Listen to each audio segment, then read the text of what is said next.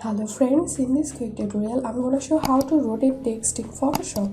First of all, I'm selecting text tool and from here I'm selecting text font style. Now I'm writing something here, 5-minute solution.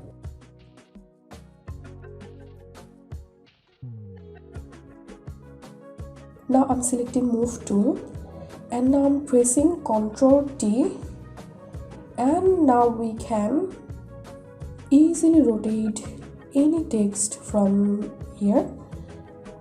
To undo rotation, click here.